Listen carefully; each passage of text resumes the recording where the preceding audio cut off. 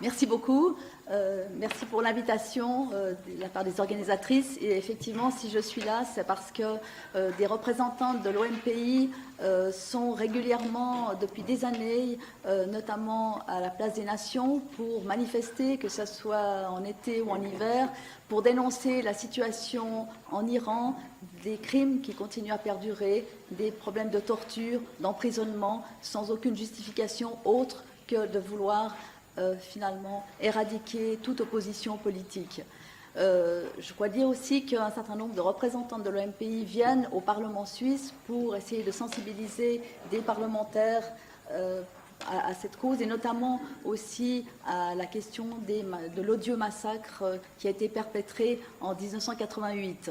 Alors c'est vrai que c'est parfois difficile, nous sommes en pleine session parlementaire, il est difficile aussi pour d'autres parlementaires qui n'habitent pas Genève de venir, mais je crois que le travail de sensibilisation est fait, et je pense que de plus en plus de parlementaires sont conscients, et peut-être que j'espère que ça peut-être portera ses fruits pour que la Suisse se positionne aussi plus clairement sur cette question.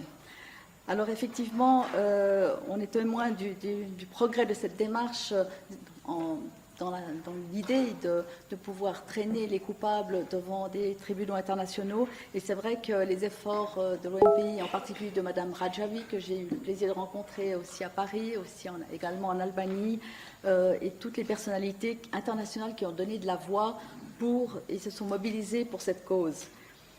Depuis le lancement de la campagne internationale pour la justice, le massacre de 1988 a été dûment documenté. Cela a été rappelé par des exemples concrets par ma présidente, Mme Brimello, et les auteurs ont été dénoncés. Et une demande a été faite pour qu'une enquête indépendante soit instaurée dans le cadre des Nations Unies. Je rappellerai aussi, comme cela a été fait, je crois que c'est important de le dire pour que le successeur aille aussi de l'avant, c'est que la précédente rapporteuse des Nations Unies pour l'Iran, Asma Jahangir, en 2017, a demandé d'inscrire le massacre de 1988 à l'ordre du jour de l'Assemblée générale des Nations Unies. J'aimerais aussi rappeler que Amnesty International vraiment s'est mobilisé aussi pour que cet odieux crime soit dénoncé, et il y avait une déclaration qui disait « Si les auteurs du génocide et des crimes contre l'humanité ne sont pas traduits devant les tribunaux internationaux et condamnés, le monde verra davantage de crimes perpétrés, de terrorisme, et la guerre remplacera la paix, la liberté et la démocratie ». Le 4 décembre 2018, Amnesty International a encore publié un rapport détaillé sur ces massacres, dont l'intitulé était « Les secrets ensanglantés ». Le rapport était basé sur les témoignages de survivants, d'anciens prisonniers et des familles des victimes. Il relevait que ces massacres sont un crime contre l'humanité et soulignait la nécessité d'ouvrir une enquête indépendante sous l'égide des Nations Unies afin de traduire en justice les responsables. Amnesty a d'ailleurs recueilli de nombreux témoignages auprès d'une centaine de personnes, dont des proches, qui ont été éliminés afin d'éradiquer toute opposition politique. L'entêtement des autorités iraniennes qui refusent de reconnaître la mort ou de révéler ce qu'il est advenu des victimes de disparitions forcées et d'homicides fait peser un lourd fardeau aux familles, toujours hantées par un sentiment de détresse, d'incertitude et d'injustice. C'était une déclaration de Philippe Luther, directeur des recherches et des actions de plaidoyer pour le Moyen-Orient et l'Afrique du Nord à Amnesty International. Actuellement, le régime a intensifié les mesures répressives contre les libertés civiles et plus particulièrement contre les femmes. Et selon des sources bien informées, on assiste au suicide de nombreuses jeunes femmes et leur nombre aurait augmenté de 65% en 5 ans.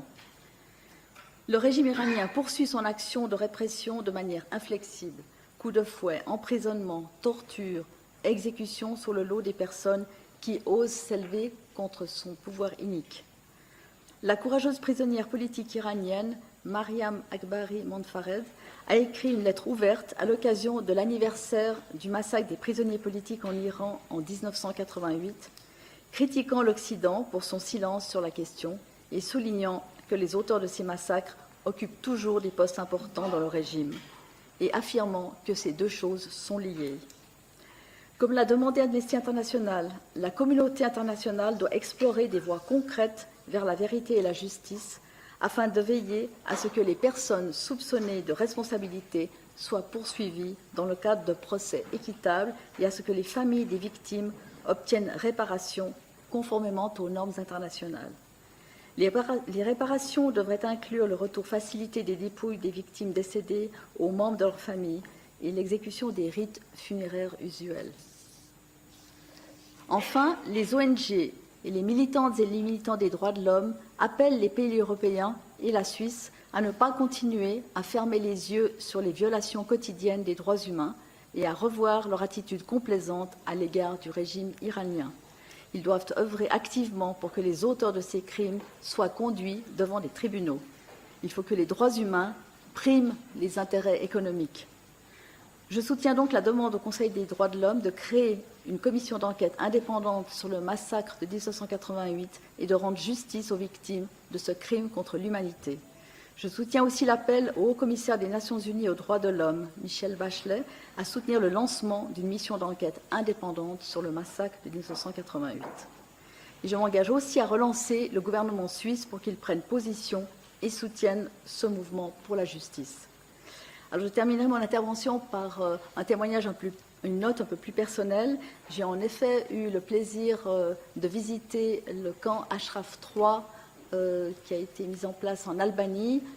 Disons à ce camp, les prisonniers, pas les prisonniers, plutôt les réfugiés qui avaient été menacés en Irak ont été accueillis en Albanie et maintenant ils ont construit un camp qui est tout à fait adapté et où il y a de nombreuses personnes qui se mobilisent. Et j'ai eu l'occasion aussi de discuter avec notamment de nombreuses jeunes femmes qui ont eu des membres de leur famille ou des membres de leurs proches ou des amis qui ont été exécutés en Iran ou qui sont encore emprisonnés et qui consacrent effectivement leur vie actuelle pour que l'Iran, pour que ce régime inique soit enfin non seulement dénoncé, mais puisse s'effondrer. Et donc, il travaille activement par toutes sortes de moyens, en particulier avec évidemment de la propagande pour faire connaître au monde ce qui se passe en Iran.